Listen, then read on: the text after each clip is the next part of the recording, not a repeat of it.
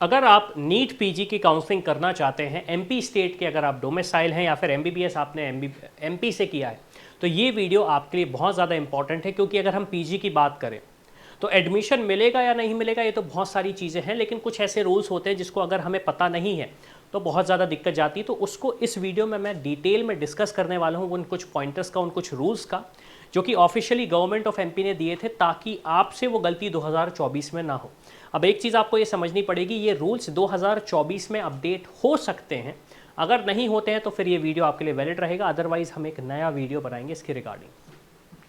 अब देखिए, सबसे पहला रूल तो ये कहता है कि अगर आपको राउंड 1 में सीट अलॉट हो जाती है, अगर आपको राउंड 1 में सीट अलॉट हो जाती है तो क्या आप इस सीट को छोड़ सकते हैं? तो आंसर है नहीं, आपको यहाँ पे एडमिशन लेना ही पड़ेगा। अब काफ़ी सारे स्टूडेंट्स बोलेंगे कि राउंड 1 में तो अगर हमें सीट पसंद नहीं आती तो फिर हम क्या करेंगे? उस सिचुएशन में यह है कि आपको अगर वो ब्रांच नहीं पसंद है या फिर वो कॉलेज पसंद नहीं है तो उसकी चॉइस मत फिल करें। बड़ा सिंपल सा लॉजिक है, उसकी चॉइस फिल ना करें। क्यों? क्योंकि वो ब्रांच और कॉलेज आपको अलॉट हो गया तो सबसे बड़ी आपको दिक्कत ये आने वाली है कि आप उसे छोड़ नहीं पाएंगे, आप उसे छोड़ नहीं पाएंगे। अब आप बोलेंगे मुझे तो वो पसंद नहीं, तो मैं क्या कर सकता हूं? आप ये ज़रूर कर सकते हो कि राउंड 2 में आप अपग्रेड का ऑप्शन यूज़ कर लो।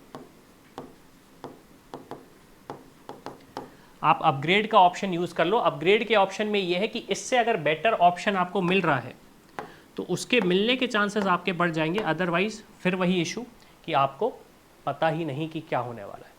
तो सबसे इंपॉर्टेंट रूल तो ये है कि राउंड 1 में आपको चॉइस फिलिंग ही ये करनी है। जो कॉलेजेस आप लेना चाह रहे हैं इर्रिस्पेक्टिव ऑफ आपकी ब्रांच क्या लेना चाह रहे हैं और फीस क्या हम वो पे कर पाएंगे या नहीं, फीस क्या हम वो पे कर पाएंगे या नहीं। क्यों? क्योंकि आपकी फीस डायरेक्टली कॉलेज में सबमिट होती है, तो ये एक बहुत बड़ा चैलेंज रहता है स्टूडेंट्स को। दूसरा रूल, रजिस्ट्रेशन रिलेटेड स्टूडेंट्स का डिटेल क्वेश्चन रहता है, रजिस्ट्रेशन रिलेटेड। तो रजिस्ट्रेशन एमपी स्टेट का राउंड 1 में होता है, राउंड 2 में रजिस्ट्रेशन नहीं होता है, फिर स्ट्रे राउंड में होता है रजिस्ट्रेशन। स्टे राउंड में रजिस्ट्रेशन होता है, फ्रेश रजिस्ट्रेशन की मैं बात कर रहा हूँ। राउंड 2 में रजिस्ट्रेशन नहीं होता तो एक बहुत बड़ी दिक्कत आ जाती है स्टूडेंट्स को। तो मेरा सजेशन ये है कि हम राउंड 1 में ही रजिस्ट्रेशन कर लें, भले हमें उम्मीद ना हो। क्यों? क्योंकि राउंड 2 में हमारे पास एक कम बैच ऑफ स्टूडेंट्स रहेंगे। क्यों? क्योंकि जिनको राउंड 1 में कॉलेज अलॉट हो गया है वो तो पार्टिसिपेट करें या ना करें, अगर उन्होंने अपग्रेड नहीं किया तो वो एक नंबर ऑफ स्टूडेंट्स कम हो जाते हैं। दूसरे, क्योंकि न्यू स्टूडेंट्स रजिस्टर नहीं करते हैं तो हमारे पास एक गैप थोड़ा सा कम हो जाता है, कंपटीशन थोड़ा सा कम हो जाता है हमारा। तो रजिस्ट्रेशन सिर्फ और सिर्फ राउंड 1 में होगा, राउंड 2 में रजिस्ट्रेशन आपका नहीं होता है। फ्रेश रजिस्ट्रेशन की बात कर रहा हूँ। तीसरा रूल सबसे इंपॉर्टेंट है, वो स्टूडेंट्स के लिए ये है कि अगर मैं अपग्रेड करता हूँ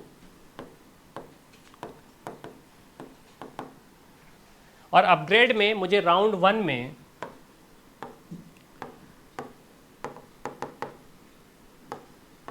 मुझे डर्मा मिली थी और राउंड 2 में किसी भी तरीके से मुझे, मान लीजिए गलती से भी जनरल मेडिसिन, मैंने किसी भी तरीके से, मैं चाह रहा था रेडियोलॉजी की तरफ जाना लेकिन मुझे जनरल मेडिसिन मिल गई, तो अब आपकी ये वाली सीट तो चली जाएगी, डर्मा की सीट आपकी चली जाएगी। रेडियो क्योंकि अलॉट नहीं है तो वो मिलेगी नहीं, अब आपको जनरल मेडिसिन में ही जाना पड़ेगा। जनरल मेडिसिन हो गया, पैथोलॉजी समझ लीजिए, वो जो ब्रांचेस यूजुअली स्टूडेंट्स नहीं चाहते हैं वो आपको मिल जाएगी। तो ये एक सबसे इंपॉर्टेंट चीज़ है, आपको समझनी पड़ेगी। यही सेम कॉन्टेक्स्ट आपका कॉलेज में रहेगा। मान लीजिए आपको कॉलेज ए मिला है और आपने कहा मैं इससे सेटिस्फाइड नहीं हूँ, चॉइस फिलिंग में अगर आपको बी मिल गया तो आपको बी में एडमिशन लेना पड़ेगा। ए आपके हाथ से चला जाएगा इर्रिस्पेक्टिव ऑफ बी कितना इंपॉर्टेंट है आपके लिए या नहीं। तो ये कुछ एक ऐसे इंपॉर्टेंट रूल्स होते हैं जो कि स्टूडेंट्स को समझने पड़ेंगे। और इसके अलावा एक और चीज़, जो एनआरआई सीट्स होती हैं, एनआरआई सीट्स के लिए भी आपको रजिस्ट्रेशन करना पड़ेगा। राउंड 2 में जैसा कि एमपी ने बोला फ्रेश रजिस्ट्रेशन नहीं होता, तो आपको रजिस्ट्रेशन एनआरआई कैटेगरी के लिए भी राउंड 1 से ही करना पड़ेगा। क्यों? क्योंकि मैक्सिमम नंबर ऑफ सीट्स आपको राउंड 1 में मिलती हैं एज अ स्टूडेंट अगर आप चाहते हैं एडमिशन लेना। अब एक सबसे इंपॉर्टेंट चीज़, कौन कौन से स्टूडेंट्स एलिजिबल हैं एमपी की काउंसलिंग में? तो 2023 तक ये हुआ है कि पहले सीट्स मिलती थी डोमिसाइल स्टूडेंट्स को, जो भी सीट्स है वो सीट्स मिलती हैं डोमिसाइल स्टूडेंट्स को।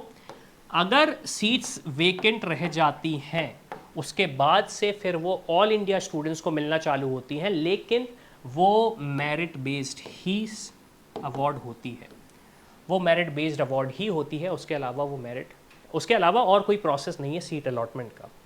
अब क्वेश्चन ये आता है कि इस सिचुएशन में मैं क्या कर सकता हूँ, और जो काफ़ी सारे रूल्स हैं, दूसरी स्टेट्स के रूल्स हैं, क्योंकि मुझे इस साल कॉलेज चाहिए ही चाहिए एट एनी कॉस्ट। तो मेरा सजेशन उसके लिए आपको सिंपल सा ये रहेगा, आपके पास दो ऑप्शन हैं, डू इट योरसेल्फ या फिर do it for me. Do it yourself में हम आपको ये गाइड कर सकते हैं इन वीडियोस के थ्रू कि आपको एग्जैक्टली क्या करना चाहिए। आप चाहें तो हमारे काफ़ी सारे टूल्स भी रेडी हैं, इनके लिंक आपको डिस्क्रिप्शन में मिल जाएंगे। मध्य प्रदेश का भी आने वाला है तो वो भी आपको मिल जाएगा, तो उसको यूज़ करके आप समझ सकते हैं कि एग्जैक्टली आपको किस तरीके से अप्रोच करना है, काउंसलिंग मध्य प्रदेश हो, ऑल इंडिया हो या फिर दूसरी स्टेट्स हो। डू इट फॉर मी में आप हमारी टीम से बात कर सकते हैं और समझ सकते हैं कि आपकी रैंक पे, आपके बजट पे बेस्ट से बेस्ट ऑप्शन आपको क्या मिल सकता है, जिससे आप एक जो मेजर मिस्टेक है स्टूडेंट्स करने का कि वो हमने सही कॉलेज या सही ब्रांच चूज़ नहीं करी, उससे बच सकते हैं। तो इस इन्फॉर्मेशन के लिए ऑब्वियस सी बात है, डिस्क्रिप्शन में जाएं, वहाँ पे आप डिटेल्स फिल करें और हमारी टीम से बात करें। तो इसी के साथ मैं हूँ अविनाश, मेरा काम है रास्ता दिखाना, उस पर चल के डॉक्टर बनना आपका। I hope you like this video. For more such videos, keep watching our channel. And do not forget to like, share and subscribe.